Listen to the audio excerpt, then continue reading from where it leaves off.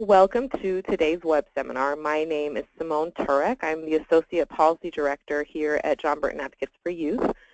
Sometimes I know we wait a couple minutes to get started, but we have just so much great content for you today. We want to jump right in, so we're going to get started right now.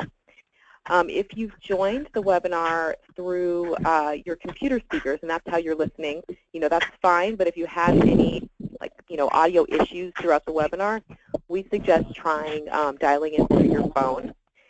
And so when this slide disappears that says the audio information on it, you can still find it on your control panel on the right-hand side of your screen. So if you click phone call and dial that information, then you should get us via audio. And I'm getting some background noise. I just want to make sure. I think all of our panelists are muted, but I'm just going to remind people to mute themselves. Okay, great. So we also send out the presentation, and we're recording this, and we send out the recording. We send a link to the recording, and we send the presentation to everyone who's registered for this webinar, and I'll do that later today. And then we'll also post the materials on both the THP-Plus website and the John Burton Advocates for Youth website, and the URLs for both of those, the locations where they'll be posted are on the screen there. And then I want to make sure I don't forget to mention, we always do a Q&A at the end. And I know questions kind of come up throughout the presentation. We really encourage you to submit your questions as they come up.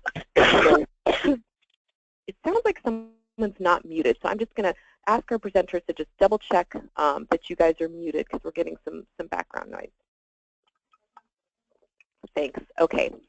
So so if you have questions throughout the presentation, please do submit those, and we'll get to them during Q&A. So I'm looking like, just going to let people know that my computer is restarting my PowerPoint. It looks like there were some technical difficulties with my Microsoft, so I'm going to go back into slideshow mode here. If you just bear with me. This is the first time on a webinar that this has happened, but there's a first time for everything. Let me go to slideshow here. Okay. Here we go. So we should be back in action here. If for some reason people can't see the slideshow, just write it in the chat box or the questions box and let me know. But I think we're good. Okay, moving on. So we are joined today by great presenters. I want to first, second on the list there, introduce Aurora Ibarra. She works for the Fresno Housing Authority and is going to help us really kind of understand what HUD's fair market rent is. And then Sachiko Iwata is here from Santa Clara County Social Services Agency to talk about Santa Clara County's parenting THP-Plus rate. And then Laura Foster from Bill Wilson Center in Santa Clara County will, after her, talk about services to parenting youth. And then I'll be providing some context kind of throughout the presentation. And today we're going to talk about how counties may want to consider raising their THP-Plus rates in two ways. One, to account for the increased cost in housing in many California counties. And then second, really to account for the increased costs associated with housing and serving parenting families in THP-Plus. So, just some background for people who might be unfamiliar with the THP-Plus program. The Transitional Housing Placement Plus program was established in 2001 by the state legislature in response to really alarming rates of homelessness amongst youth transitioning out of foster care. And then years later, the program kind of was moving towards statewide implementation, really with the majority of California's 58 counties having a THP-Plus program. And now in 2017, the program's in 48 counties. And really, THP-Plus is a housing program that essentially subsidizes a young person's rent while providing supportive services. And former foster and probation youth ages 18 to 24 can participate in THP-Plus for up to 24 months. And then in some counties, up to 36 months and up to age 25 if they've opted into the THP-Plus extension that was recently established by SB 1252. So we want to make sure that, during this presentation, just people are not confused about what we're talking about here. there's often some confusion around this. We're not going to talk about THP-Plus foster care, or how we call it THP-Plus FC today. So THP-Plus FC is a foster care placement for youth participating in extended foster care. It was designed based on THP-Plus, but these are two separate programs. They're funded in very different ways. And so today we're talking about THP-Plus, which is the program for former foster youth. And it says, my slides are appearing with webinar controls obscuring part of the slide. So I'm hoping that is not happening anymore. If people are still having any issues seeing the webinar slides, please let me know. But I'm going to, oh, it says I am seeing the GoToWebinar panel on your slide. Huh, strange. I am going to move the panel. Seems like GoToWebinar is having a few issues today, but we'll push through them. Okay, now is that better? Can people let me know? Yes. Okay. Thank you, everyone, for letting me know. Sorry about that. Some strange things happening on our end today, but let's keep pushing through. So, how THP-Plus funded? So THP-Plus was a state-funded program, which was one of the programs included in 2011 realignment. So, up until 2011, this was a program that had an annual kind of statewide budget. And in 2011-12, the state budget for THP-Plus was $34.9 million. And what happened with realignment was kind of whatever allocation a county had received for 2011-12 was frozen, and that became their annual THP-Plus allocation thereafter. So now you can look back at this CFL that I referenced there on page 25 to find your allocation amount for your county if you want to see what that is and you're not aware. On the next slide, I've just shown kind of what that looks like, and you can find that if you go to CDSS's website and go to county fiscal letters. So how is THP-Plus administered? So, in most cases, there's a nonprofit organization providing THP-Plus services. And, they're placing youth in living units where they either, the provider either owns or leases, and then they're providing the supportive services. So the case management, the education and employment support, kind of all of the major and minor details that go into helping youth manage their lives and move towards self-sufficiency and independence, really. And so the county kind of can pay for this service, pay the service provider in one of two ways. So one is they can use a fee-for-service model where there's a set monthly rate per youth that they pay to the provider based on the number of youth served that month. And their MOU will state kind of this per youth per month rate, the THP-Plus rate. And then there's also kind of an invoice based on program budget model where the provider just actually bills the county based on actual program expenditures for the month. But even with this model, in kind of planning and drafting the MOU, really a rate does have to be kind of set so that the county and provider can determine kind of what their projected numbers served are and how many can they serve, how many young people can they serve. Their contract is based on serving a certain number of youth at any given time, their bed capacity with an estimated or average rate. So we're talking about this THP-Plus rate today, this per youth per month rate, really. And in either scenario, there's really this rate is supposed to represent what it costs to house and serve these young people.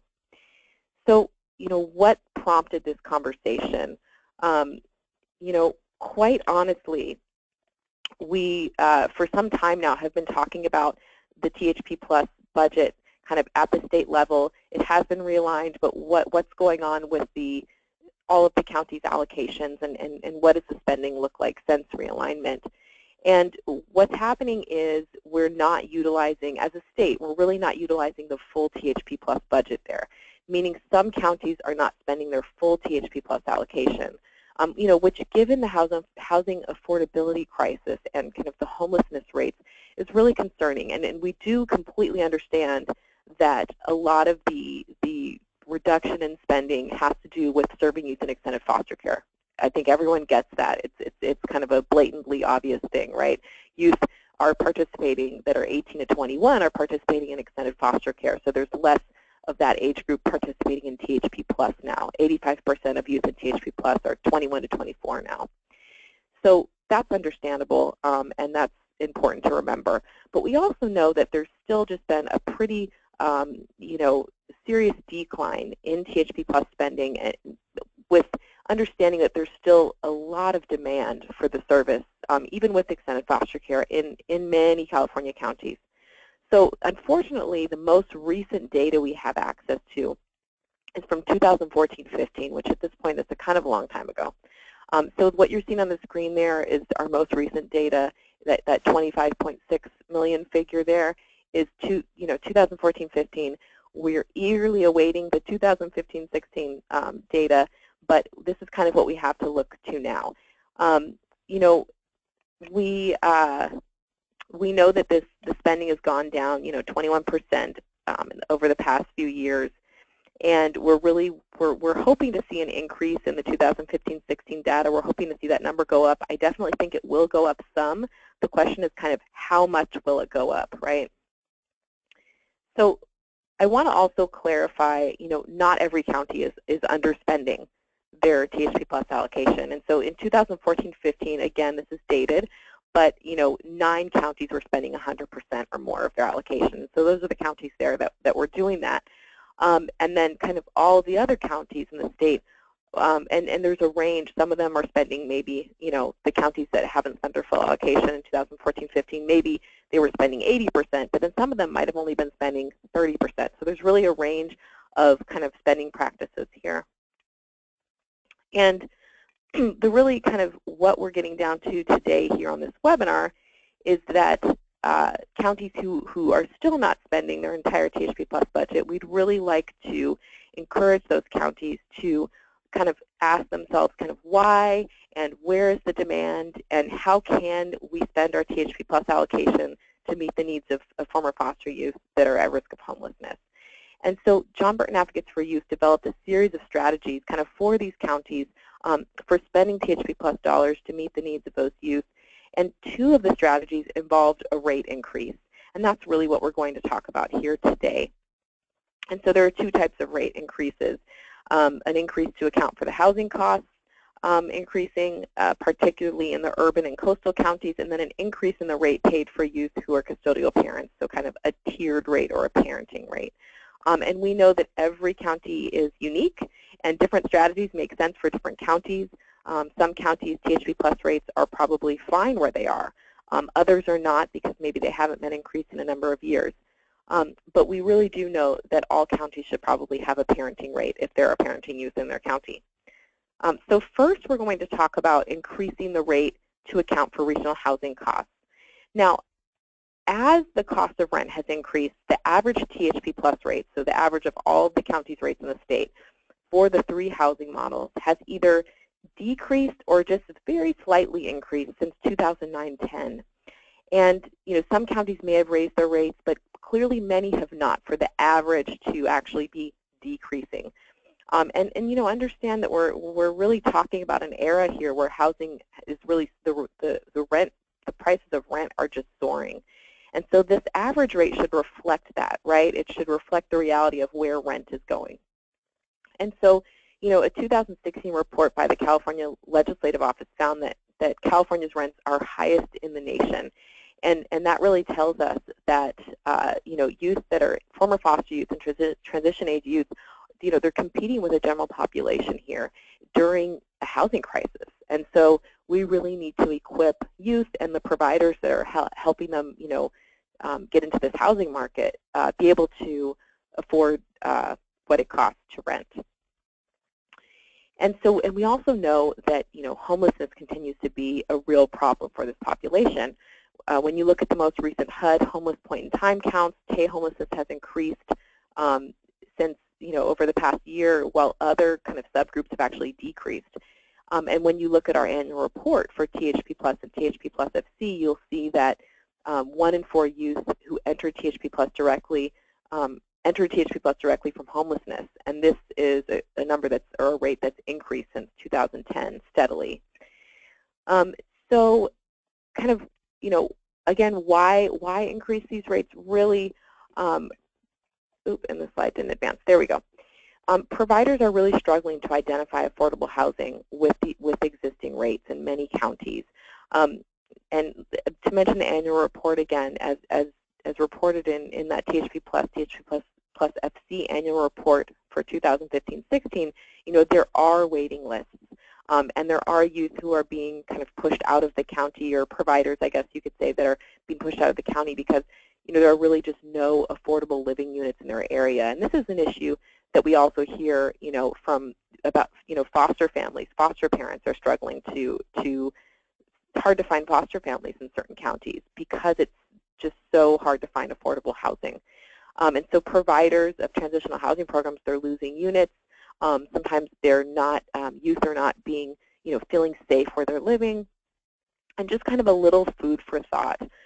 As you know, as providers have to spend kind of more of the rate on the housing subsidy, less is available to go toward the critical supportive services that really make THP Plus the program that it is and really actually help you move towards self-sufficiency. So how do we increase the THP Plus rate to reflect regional housing costs? How would one go about doing that? So because this rate is set at the county level, there's a lot of room for discretion. But the housing portion of the rate should really, and I think probably we'd all agree, be in line with what it costs to rent, maybe half of a 2-bedroom for a youth. Youth in THP Plus are often living with a roommate in a 2-bedroom. Not always, it varies. In some areas, they have to actually find room rentals because the cost of housing is so high. And then, of course, there's the host family model. But the most prevalent, I think, scenario here is, on average, you're really looking at a roommate scenario. And so the method that I'll introduce really uses the county's current rate as a basis and then makes an increase to that county's, increases the county's rates that have the higher housing costs, so particularly the urban and coastal counties where we've seen the housing crisis really hit. And the framework that I'll talk about today is based on a county's current rate and on HUD's fair market rent system for identifying a minimum threshold for what the housing portion of the rate should be. And so before I talk about this method, we need to know more about fair market rent, or FMR, as we call it. And so I've invited Aurora Ibarra from the Fresno Housing Authority to talk a little more about what FMR is, what it's used for, and how it's developed. And now, before I ask Aurora to present, I just want to say today seems like the day of strange technical difficulties and, of course, last-minute things that you can never expect in a webinar. And so Aurora was told about a couple minutes before the webinar started that there would be a fire drill at her organization. And so when we jumped on the webinar, the fire drill was happening. We don't know if it's still happening. If it is, you might hear some fire drill action in the background, but she is in an office with her door shut, and we're hoping that that will do the trick. So Aurora, go ahead and unmute yourself, and I guess we'll find out if the fire drill is still going. Well, fortunately, they turned it off about 5 minutes ago. Fantastic. So we're in good shape today. Go right ahead. Yes. Well, good morning, everyone. So yeah, we are going to talk about what are fair market rents, or FMRs, in other words. FMRs, they are the system that's developed by HUD to determine allowable, affordable rent levels for individuals who participate in the Housing Choice Voucher Program. FMRs are also used in other programs as well, not just with Housing Choice Section 8. But the FMRs, they're a gross estimated rent. They're based on the gross rent estimates, okay, meaning that they include the cost of shelter and utilities, but they do exclude costs such as phone, cable, internet. And each year, HUD estimates at the FMRs for 530 metropolitan areas and 2,045 non-metropolitan county areas, which includes all 58 counties in California. HUD also releases new FMRs at the start of each new fiscal year. So by October 1st is when you would go in to their system, which we're going to show you in just a minute here, to check to see what the new FMR levels are for each jurisdiction. So you really want to look at those on an annual basis, is there have been times where the FMRs actually do decrease. In my experience here, in 2015, in Fresno's jurisdiction, we had a decrease, and then the following year, it went right back up again. So it is a good practice to look at those annually. Next slide, please.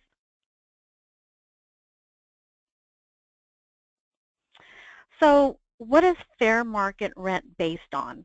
So HUD conducts multiple surveys, including the use of census data.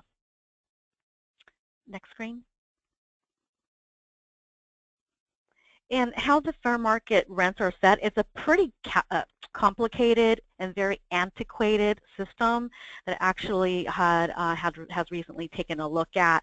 But basically, HUD uses a 40% median to determine their FMRs, okay? So there's a good visual there on the screen that kind of shows you just right where the FMR lies.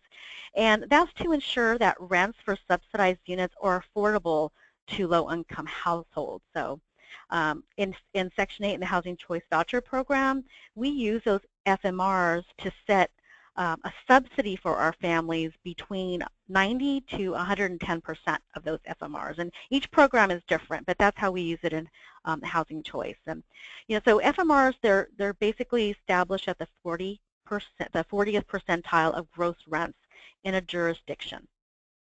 Okay, and there are some counties that are set at a 50%. Okay, next screen. So here's a screenshot. Let's see. This is for San Francisco. Pretty high cost of living. So in comparison to Fresno's, fair market rents, this is pretty high for us. It's a shock to us when we see this. But there's the website on the bottom that takes you to HUD's data sets that will tell you what each FMR is for each jurisdiction. And so I understand you are all from California, so you would basically go to California, you would select the county. It's very simple to utilize. Thanks, Aurora. We really appreciate you kind of breaking that down for us, and we might have questions for you during Q&A, so we appreciate it. And as Aurora said, this is an example of what you get when you pull up FMR for San Francisco. So kind of moving on here, if you look here on the screen, I'm still using San Francisco, and I'm going to kind of break down what this framework is that I mentioned. So with this framework, you would take the FMR for the 2-bedroom, which in San Francisco is a little over $3,000. It's a lot, and divide it in half, right? We would then use that half as the housing portion of the THP Plus rate. And as I mentioned before, this is because we're accounting for roommate living. And, as I mentioned, we really developed a framework that would increase rates for counties with higher cost of living based on their current rate.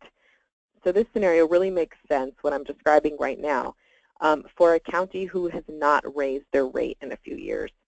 And so no actual housing portion of the THP Plus rate exists anywhere, kind of in statute. But when the working group was developing the THP Plus FC rate, so the foster care, THP Plus foster care rate, when extended foster care was being implemented, they looked to the THP Plus rates for reference because they wanted to know how much were providers kind of spending to house and serve these youth and how much were counties paying them to do that, and what were those averages and what were those rates based on. They've kind of broke them down. How much you pay for housing, how much you pay for staffing. And so this work group determined that an average of $600 was being designated as the housing portion of the THP Plus rate.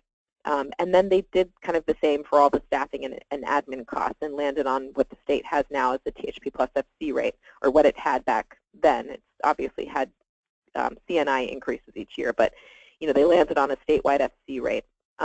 But when we looked to this process because it broke down the THP Plus rate, And it's really the only basis for a housing portion of the THP Plus rate. So kind of with this framework, you'd replace this $600 housing portion with half of your county's 2-bedroom FMR. And doing this, some counties' rates would increase, frankly, because half of a 2-bedroom FMR in that county is more than $600, and some wouldn't, because the FMR in that county is equal to or below $600. Half of a 2-bedroom FMR, that is. So I want to kind of break this down, because I know this is one of those kind of things that's easier maybe to see with your eyes than listen to with your ears. So here's an example. I used the average THP Plus rate for 15-16 as an example here, but basically say you have a county whose current rate is $2,321 per youth per month, and whose 2-bedroom FMR is $1,545. You'd pull out that $600 from that $2,321 rate, and you're left with that $1,721 of kind of services, admin, staffing, et cetera, You'd leave that intact. And let me see, I'll use my mouse here. I think you guys can see it so this you're leaving intact, the housing you're pulling out, right? And basically, you add half of the county's 2-bedroom FMR, and then you get your new rate. So this is half of $1,545. This is half of the county's 2-bedroom FMR. So we've replaced the $600 with the $772.50. We've kept this intact, and you get your new rate, which we rounded $2,494. So it's a slight increase, less than $200, a little more than $100. It's not a huge increase, but it's an increase. And it's an increase based on this county's original rate and inflating the housing portion of the rate, okay?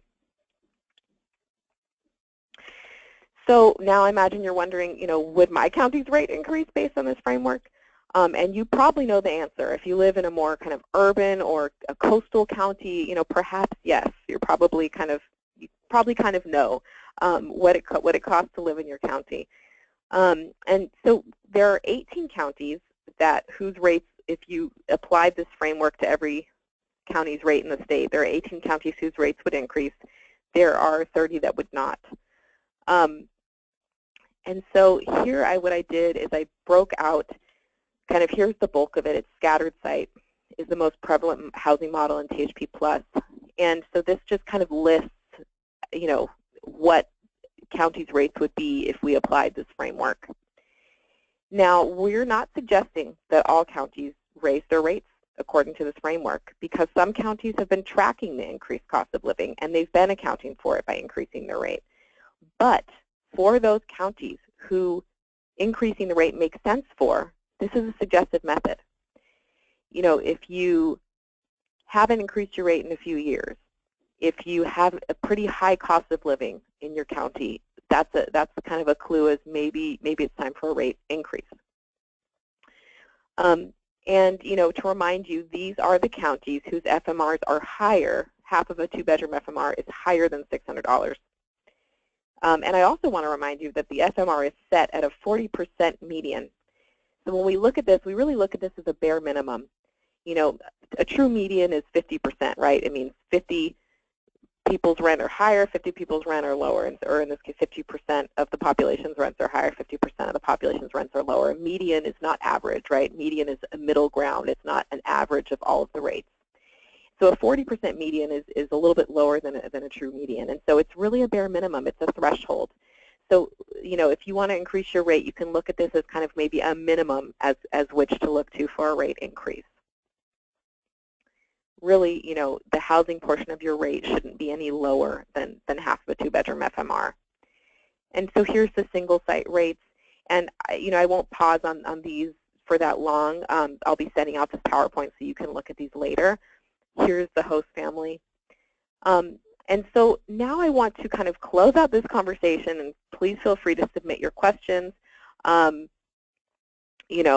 We can address them at the end. I'm also available for individual follow-up with counties and providers who are interested in talking more about the framework. But I want to move into talking about a parenting rate. We really recommend that every county have a parenting rate because there are, I believe, parenting youth and former foster youth in every county. So, why would a county establish a THP plus parenting rate? Well, first we know that there are extremely high rates of pregnancy and parenting among former foster youth in this age bracket. There are oodles of data on this, but kind of one stat on the screen there, over half of California foster youth have been pregnant at least once by age 19, and this is almost 3 times higher than that of youth not in care. We know from the annual report I'm going to talk about again, by the time youth exit THP plus, half of the young women are custodial parents. So really, in THP plus, we're serving families. We're not just serving young adults. There are a lot of children that are, being impacted by what's being provided by these providers, and it's an opportunity to really help support the long-term kind of stability of that family. So, sorry, I'm just having a little bit of technical difficulties here. Okay, I think we're good. Hopefully everyone can still see my screen. And so it's important that providers continue to be able to serve these young families because they do face considerable challenges. And I won't go into what those challenges are. I think we all know them and they're there on the screen. But I also want to point out that there is a higher likelihood of removal of a child just by the sole fact of their parent being in foster care. And that's not good. We really want to equip young parents with the tools to really be the parents that they want to be and be the parents that are going to be the best that they can be for their child. And so it's really important that these young parents have access to THP plus. And we know that it costs considerably more to serve youth who are parenting. Just in kind of direct client costs alone, you're looking at least $400. But this doesn't include child care. It doesn't include all the kind of staffing and administrative costs the provider is eating to kind of case manage a family, really. And a lot of people I've heard say, but the parent is the client, not the child. But when you're serving parenting youth, really to do it right, you have to look at them as a family unit and meet the needs of that family. And really that family is your client. So I want to turn it over to, at this point, Sachiko Iwata. Sachiko works for Santa Clara County Social Services Agency. And, Santa Clara County, I have to give them their dues. They've had a parenting rate since the inception of THP Plus, and have really kind of prioritized serving this population. But I'll let Sachiko kind of talk a little bit more about this, and then we'll hear from one of their service providers. So good morning, everyone. My name is Sachiko Iwata. I work for Santa Clara County. Was hoping to talk about our parenting rate. We actually implemented THP Plus in 2007, and the initial rate was $1,800 for single and $2,350 for parenting. We currently are at, as of increase of 2015, the single rate $2,400, parenting rate is $2,800. We previously served parenting youth in THPP, and we recognized that there was a need for serving parenting youth, and so we did have a financial incentive or extra per child when a young person was in THPP. So we knew going in when we implemented THP Plus that we needed to have 2 separate rates for single and parenting. And that's how this is, and we've always had this parenting rate since inception. Next slide. So for our THP Plus currently, our parenting participants, we have 3 service providers, Bill Wilson Center, Unique Care Group, and Home First. And as you can see, we have a good number of participants that are parenting. And for Bill Wilson Center, it's 29% if you include the pregnant young person. For Unique Care, 39%, Home First, 28%. So as you can see, there's a good number of our participants that are parenting, a really high number, which is a little bit different than our wait list. We do currently have a wait list, and on the wait list, we do indicate if the young person is parenting or pregnant. And on the wait list, it looks like it's about 10% of the young people on the list are currently pregnant or parenting. However, we understand that during the time that they were on the wait list until the time they're actually referred to one of the providers, they might actually have a child or have another. And so it's really important that it's not necessarily accurate description of our current young people on the wait list per se, because oftentimes when we are ready to refer, they are parenting. All the other slots except for 3 parenting slots that we added on January 1 of this year for Bill Wilson Center could either be single or parenting. And I think that's important because it offers that flexibility to refer. That we don't have to necessarily wait for a parenting slot to open up or a single slot to open up, depending on the need of the young person and their family. Next slide. So regarding our criteria for our pregnant and parenting young adults, one of the things that's implemented at this time is that if a pregnant participant is close to their delivery date, they could attend parenting classes or other activities to fulfill the work and school requirements as a part of THP Plus. It's really important that we're supporting a healthy and appropriate housing environment for them as well. And if they're in the program and they become pregnant while in the program, one of the things that could be done is that we could talk about expanding the goals in the plan to include parenting classes, child care, that sort of thing. And also new parents are allowed to be given bonding time or leave before returning back to school or work. And I believe that's a part of also state law as well, and that's a requirement. So some of those things are extremely important for our young people and their families. The other thing that we see is that if a parent and youth is requesting that the other parent of the child is living or they live together and to be accepted into the program and supported by the program, it's really important to know that the other parent of the child needs to be financially supporting, and they actually have to be able to financially provide for themselves and also contribute towards rent and other household expenses. So that's something that we see as well.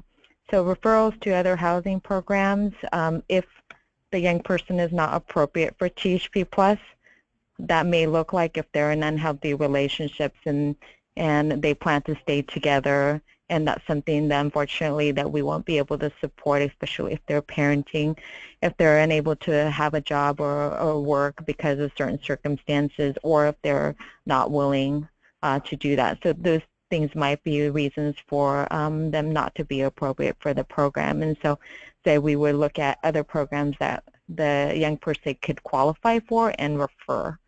And so we're not just deciding that the person is not eligible or able to be referred or to participate in the program, but instead connecting them with other outside resources and other programs within the county. And also connecting with other counties as well and THP Plus programs in other counties to see if they might be able to offer a slot for this young person. Next slide. So in terms of our THP Plus contract and our MOU, obviously this is not an expansive list, and it does include some things that are required for all of the participants. And so this is not an exhaustive list of all the things that are on the contract for the MOU, but I just want to highlight a few things. In terms of coordination of services and goals, we utilize the STEP-TILP, which is Supportive Transitional Emancipation Program, Transitional Independent Living Plan, and they have, in the STEP-TILP, it addresses several areas like career, employment, health, education, housing, financial, that sort of thing. And that really spells out some of the goals that the young person has. And so in the STEP-TILP, it might be one of the things, if it's a parenting participant, it might be that they have child care needs that is a barrier for them to be able to go to school or work. And so that's something that could be included in the STEP-TILP. And also if they are in the program and they become pregnant and then eventually parenting, the STEP-TILP could be expanded to include those things. And so it's really important that it could be amended, it could be changed at that time to support the young person and the family. So in terms of case managers, supportive services and referrals, that's one of the things that's extremely important, is that if they're able to connect with outside resources, especially with things like custody orders and restraining orders. In our county, we have what's called the Hub. It's a foster youth resource center. It's also a great place for them to hang out, but we definitely have a lot of current and former foster youth that come. We have drop-in services for different things, and one of the things is illegal. And so if they need support with that, they can be referred to the Hub for that. Also, of course, rent and deposit and things like that, furnishings, moving expenses, food, transportation allowances.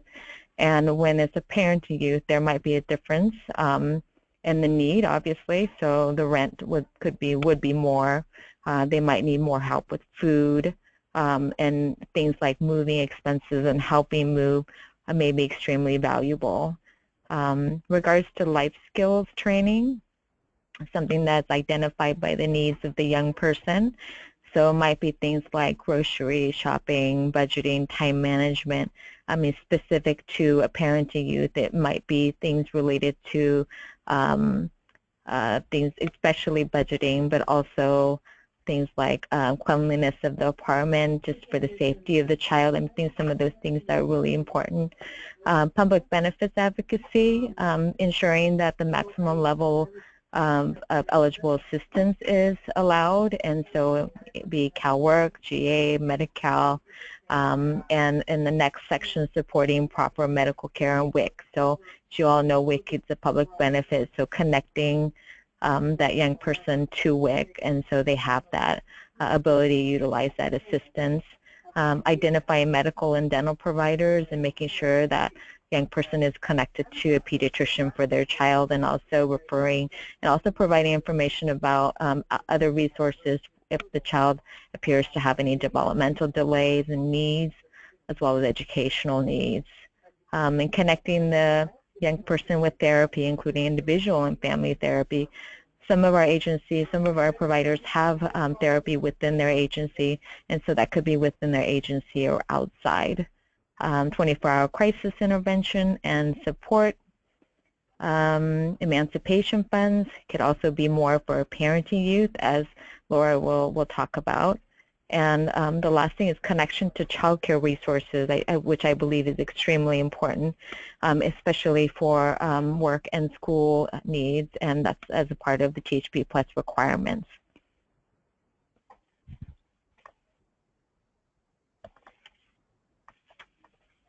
Thank you, Sachiko, for that information. I think it's helpful for other counties to kind of know, you know, what kind of how the parenting rate came about, what what's included in the MOU, and kind of what it covers. So that's really helpful. And now to kind of expand on that and get more into kind of service details, I've asked Laura Foster from Bill Wilson Center to share some information about how they serve parenting youth. Bill Wilson Center is a longtime THP-Plus provider in Santa Clara County. He's been there kind of since the inception. And you know, we could do a whole webinar on serving parenting youth, obviously, but this this webinar is kind of about rates. So I've really asked her kind of for the broad strokes here, for the purpose of helping counties and providers who may be wanting to establish a parenting rate. Great, thanks for that, Simone. So again, my name is Laura Foster, and I'm from the Bill Wilson Center. And in conjunction with our county, one of the guiding principles of the Bill Wilson Center is that families matter. And so we incorporate family at all levels of the services we provide throughout the agency. It's something that is talked about across all of our programs. And so it really, that makes a very good balance and partnership with our county for being able to provide this rate. Having the higher rate really does make all the difference. It can mean the difference between a mom having a mom or a dad having to rent a room versus being able to have maybe a studio or a one-bedroom. Some families might rent in-law units or things like that. And the other piece to remember is that when we are talking about young people who have children, they are a family unit. And so we case manage the entire family, not just the youth. So we look at the family dynamics as well as the things that the young person may need, but then what are the pieces that fit into the whole family picture. And our focus on families has even created an opportunity to reunify. So sometimes, as Shachiko mentioned, people may be on the wait list as a single participant, and they may be referred to our agency as a single participant. And then through interactions with their case manager or interactions with other participants at group, they may find that, oh, you guys provide services to families, and well, I'm a dad, and I actually don't have contact with my kid right now, or I have contact with them, I just didn't think to tell you about it. And so sometimes we're able to either support that individual to get reconnected. In some cases we have, it might not always be dads, it could be young women who maybe their child has stayed with a family member while they were struggling with homelessness, and then we're working with them to reestablish what that connection is going to look like. So that's a happy side effect of having the parenting rate, that we're able to make these differences. And then the other thing that the agency provides that's pretty innovative, and it comes out of our agency's general funds, it's not funded by a specific stream, is a birth control incentive. So when we're talking about families, we also talk about family planning, and we encourage our youth, whether they already have children or they don't, to really plan what that family is going to look like for them, and encourage them to, be on reliable methods of birth control, so that they're able to, decide when it's right for them, rather than pregnancy or family just sort of happening to them. Next slide, please. So some of the services that we provide in THP Plus for our parenting youth is we have a monthly parenting support group. So our case managers facilitate this. We're bringing resources and education to them and helping them understand the developmental needs of their children, but they're also there to support and gain that supportive environment from the other parents that are experiencing similar life challenges that they are. And we even have parenting youth, when somebody graduates our program, they're always welcome to come back to group to continue to have that connection.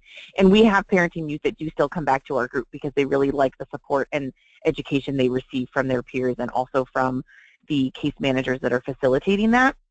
And as I mentioned before, our intensive case management that focuses on the needs of children, the needs of the family, not just looking at what this youth needs to, to be self-sufficient in their life. And so that may be helping with custody paperwork if they're not an intact family and they may need some assistance in developing a plan about how they're going to co-parent their child with the other parent.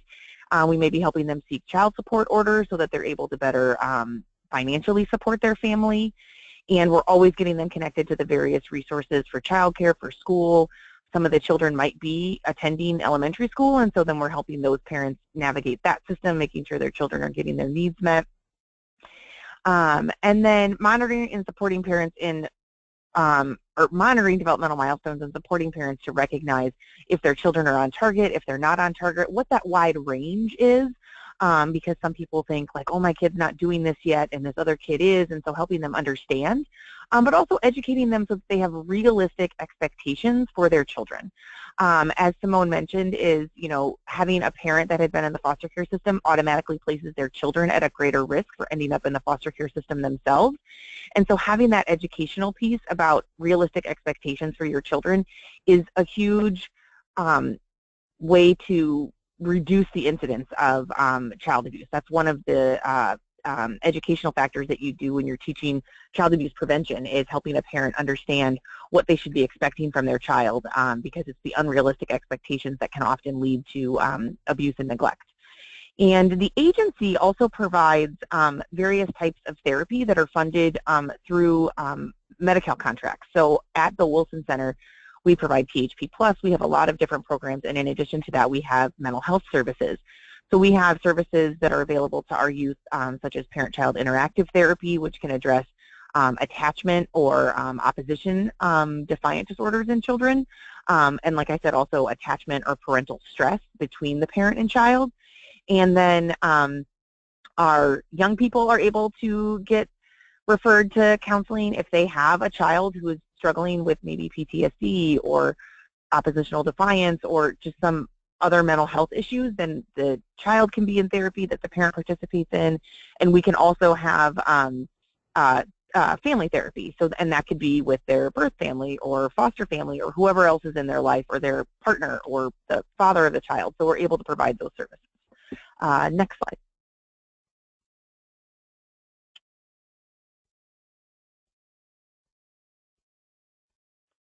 So in this slide, we're going to talk a little bit about how our budget breaks down. So because we have the parenting rate, the rental support that we provide is higher than what we provide for our single participants, and our food support is higher for our parenting, as well as the emancipation fund that we deposit into an account for all of our parenting participants is double that we would provide for a single participant. And we do this because it costs more to rent a place. If you're trying to house a family, you're going to need to pay more rent. So the rent that's established for a single participant isn't necessarily going to cut it for somebody who has a family and has sometimes multiple children. And then the food is an additional $100 every month, and then the emancipation fund is an additional $50 every month. So you can go ahead and add yes, there's the single part. So you can see that comparison.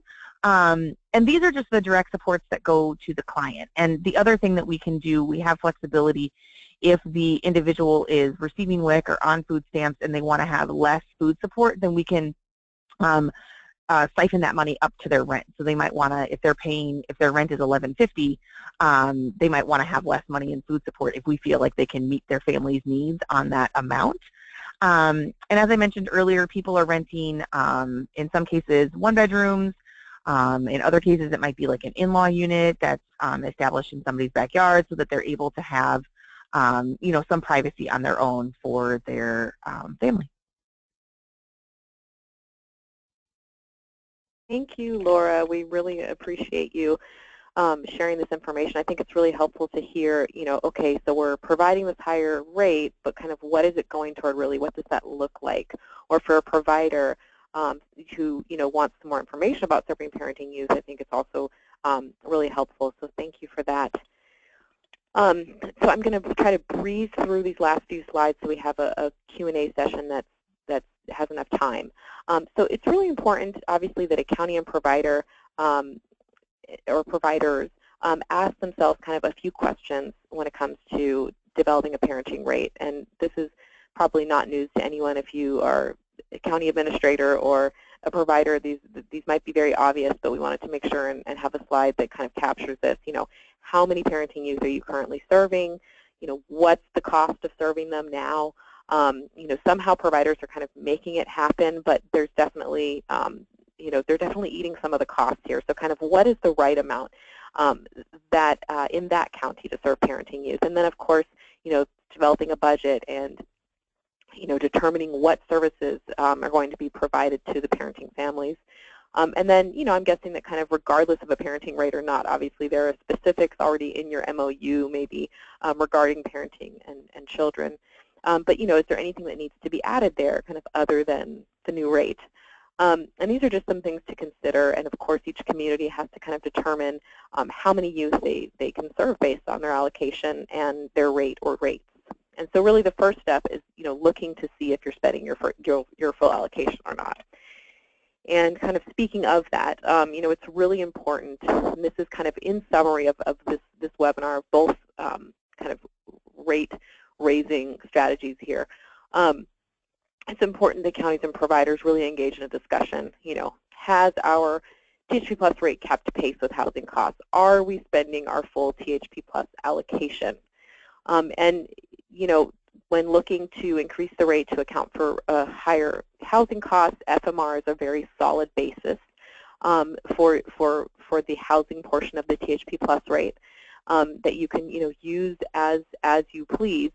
We developed a framework that I shared that you're welcome to tap into, but I think the biggest takeaway here is really that FMR is a good resource for kind of a very minimum threshold for the housing portion of the rate. And then, of course, it's really important that providers have the capacity to adequately serve parenting youth. We want providers to be able to continue to serve parenting youth. It's really important that they're able to do so. And we know that they're considerably more costly to serve, and so the rate should reflect that reality. And then we are available for individual follow-up for people who are maybe interested in doing this in their county and kind of want some individual discussion about that. If you think we could be of a resource to you, we're happy to do that. So you can email or call me and we can schedule a phone call. Excuse me.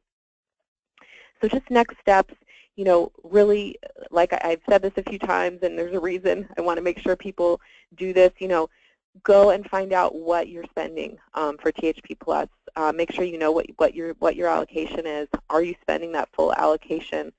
If you are, when was the last time your county's rate was increased? Because even if you are spending your full allocation, if you have a really low rate, there's still probably a reason to think about raising it. If you are underspent, there's a number of strategies of things that you can do, and raising the rate is one of them. And it's something to consider if your rate's low. And if you want to use your existing rate as a basis, please feel free to use that framework. And then really, if you want to create a rate from scratch, look to FMR for the housing portion and talk with your provider about how much it costs to provide those services, right? And some questions to ask really about just the rate increases. Has your rate been increased in recent years? Does your county have high rent? So a clue is, were you one of those counties listed earlier? Whether your county has high rent or not. And then next steps with the parenting rate, really, are there parenting former foster youth in your county? My guess is yes, probably across the board. And we are really pushing with this. I think if you have parenting youth that are, need to access your THP Plus program, are accessing your THP Plus program, there should really be a parenting rate. So I'm going to skip these slides. They're just announcements. You can see them when we send out the PowerPoint. And I want to jump into Q&A. So our first question is just, will we get a copy of the PowerPoint? Yes, I will send it to you after this web seminar.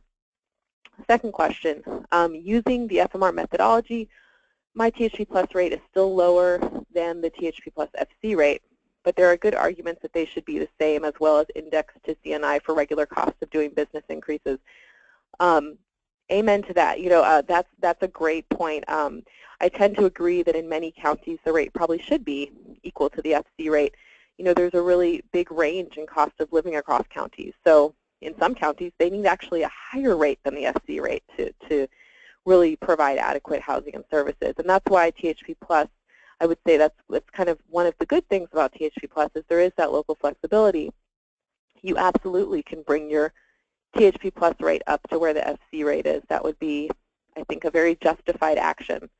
And the framework that we presented was really based on your current rate. So if your rate started out really, really low, you're going to have to boost it up a little more than even that framework does to get it maybe where it needs to be. And so this was assuming that when your rate was set, it was based on something, and it just, it hasn't been increased in some years. And so it makes that it inflates the housing portion. And then someone said, my CASA youth is in extended foster care in THP Plus FC until August. They'll turn 21. At that time, can they participate in THP Plus? Will the housing assistance provided during THP Plus FC count against the 24 or 36-month total? No. So the good news is THP Plus and THP Plus FC are completely separate. After a youth ages out of extended foster care at 21, regardless of whether they've been in THP Plus FC or not, they can still access the 24 months of THP Plus or 36 if it's a county that's extended. I'm concerned that the current state budget uncertainty may create local budgets not welcoming of proposed THP Plus increases, at least until after the May revise, especially as THP Plus is folded into realigned funding, which gives counties discretion on how to apply these funds. I'm glad this was raised. So yes, THP Plus was realigned, but THP Plus has some protections. So if a county reduces their THP Plus budget or intends to reduce their THP Plus budget by 10% in any 1 year or by 25% in consecutive 3 years, they've got to get a publicly noted vote by the Board of Supervisors in their county. And so what this means really is that if there is a demand for THP Plus in your county, you got to use those THP Plus funds to serve those youth. Now, in some counties, because of extended foster care, the demand has lessened. And so they said, look, we don't intend to reduce, but we've spent a little less because these youth are participating in extended foster care. Understood, understandable. But if you have demand, like if there's waiting lists or if, there are youth out there that are eligible, that are at risk of homelessness or homeless, increasing that bed capacity, if that's the problem, is what you need to do. And for a county, we also got a question about what are counties doing that are spending their full allocation. We created a series of strategies for those that are looking to spend their allocation to support this population. And I won't go into those strategies right now for the sake of time, but I will send you the link to those strategies on our THP Plus website. But obviously the first thing is just demand. Some counties have more demand than others, right? Someone asked, Sachiko, can we get a copy of the STEP TILP? Yes, absolutely. Great. So I can email it to Simone. Perfect, and then I'll send it out. Sounds good. Okay. Let me see. Are these funds Title IV-E sourced? So no. So this is THP Plus. This is not foster care. So these are not 4E foster care funds. These are THP Plus realignment funds.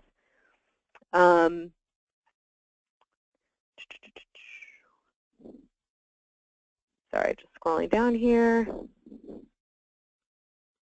Okay. So one more question.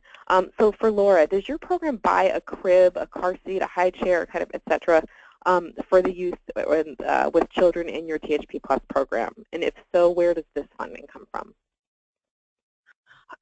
So some of that, yes, we do if that's what they need. So if we have a youth that is pregnant or comes to us parenting and doesn't have all the things that they need, first we're going to figure out what that list is. The next thing we might do is figure out what we can get donated. We have a wonderful development department at the Wilson Center, and so we can sometimes put a call out to people in the community to say, hey, here's some things that we need. The Wilson Center also has other parenting programs, so we tend to, with some regularity, get donations of items for parenting youth because we serve homeless parenting youth, not just foster youth. So that's one thing that we have going for us. And then some youth, even if they're in THP Plus, that doesn't mean there isn't a support system out there. And so they may be having a baby shower. So we may be saying, well, let's see what you get at your baby shower, and then we'll figure out where we can fill the gaps. So in our budget, there is $100 budgeted every month for client support. And that's not something that we necessarily spend every single month on a youth, because there are going to be periodic things that come up for them. And so that would be some funds that we would leverage if we couldn't get them through other means. Thank you, Laura. Laura, excuse me. And so we're at 11:02. I am going to end the webinar here. Excuse me. But I will send out the PowerPoint, the STEP TILP, and a link to the strategies for spending and kind of some other good stuff to you guys later today. And you'll also get the recording of this webinar and the presentation. Thanks so much for bearing with us through these technical difficulties that we had with the audio and the visual. And I hope you guys have a great Friday tomorrow and a great weekend. Thanks. Bye-bye.